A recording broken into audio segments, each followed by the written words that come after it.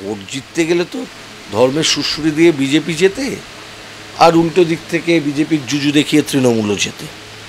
লড়াইটা তো অনেক বড়। এই মুহূর্তে দাঁড়িয়ে লড়াইটা হচ্ছে তৃণমূল আর বিজেপি উভয়ের যে আশ্রয়দাতা, উভয়ের যারা অভিভাবক সেই রাষ্ট্রীয় স্বয়ংসেবক সংঘের আধিপত্যবাদের বিরুদ্ধে। যে আধিপত্যবাদ এই মুহূর্তে ভারতের বহুত্ববাদী ধারণার উপরে স্পষ্ট আঘাত এনেছে। নমস্কার, আপনারা দেখছেন হাউ দ্য ইন্ডিপেন্ডেন্ট মিডিয়া, সঙ্গে আমি সুমিত। আর আমার সঙ্গে আজকে রয়েছে বিশিষ্ট আইনজীবী সব্যসাচী চ্যাটার্জি। সব্যসাচীদা, হাউতে স্বাগত। নমস্কার। প্রশ্ন একেবারে পরিষ্কার, যা দেখা যাচ্ছে কলকাতা এবং দিল্লি, এই দুটি রাজপথে ধর্না দুদলে বসেছে। দু দল মিলে বিভিন্ন দাবিতে ধর্নায় বসেছে। একদল বলছে যে কেন্দ্র সরকার বঞ্চনা করছে, আরেক দল বলছে হিসেব দিচ্ছে না, তাই টাকা কেন দেওয়া হবে। আমি বলছি দুই দলই ধর্নায় রাজপথে এবং দিল্লিতে। আমি বলছি বামপন্থীরা এই আন্দোলনে কোথায়? প্রথমত বামপন্থীরা, বামপন্থা অনুসারী এই রাজপথে বসা একমুখী এক মডেলের কোনো রাজনীতিতে বিশ্বাস করে না। দিল্লি বনাম কলকাতার লড়াই এটা নয়। যেটা দেখানো হচ্ছে এটা আসলে আপনার আমার সামনে একটা প্রজেকশন তৈরি করা হচ্ছে, যেন লড়াইটা এই দুটো দলের মধ্যেই সীমাবদ্ধ।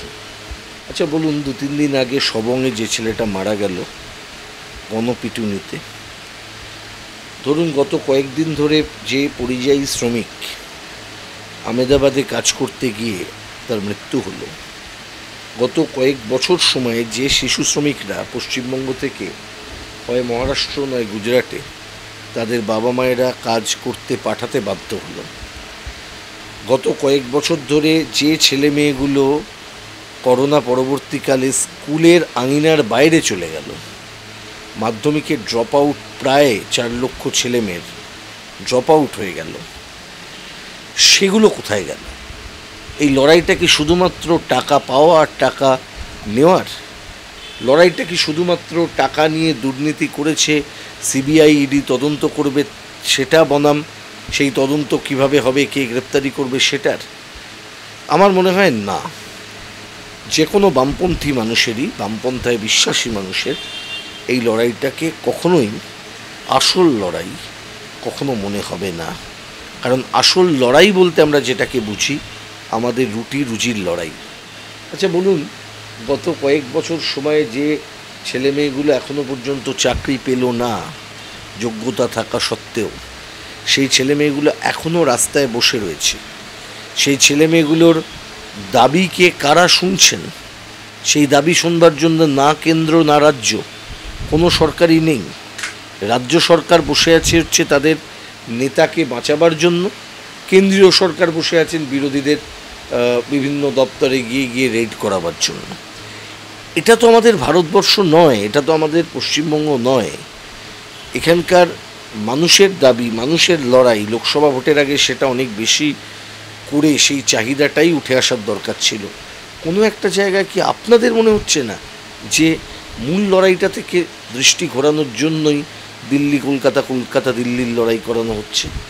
কে প্রধানমন্ত্রী হবেন তাতে করে সাধারণ মানুষের পেট ভরবে না। সাধারণ মানুষের পেট ভরাতে গেলে নীতির পরিবর্তন করার দরকার। হ্যাঁ, বামপন্থীদের কাছে লড়াইটা শক্ত, কিন্তু বামপন্থীদের এই লড়াই লড়তে হবে, কারণ বামপন্থীদের কাছে বিকল্প রাস্তা অন্য কিছু নেই। সেটা কঠিন রাস্তাতে হেঁটেই এই লড়াই হাসিল করতে হবে।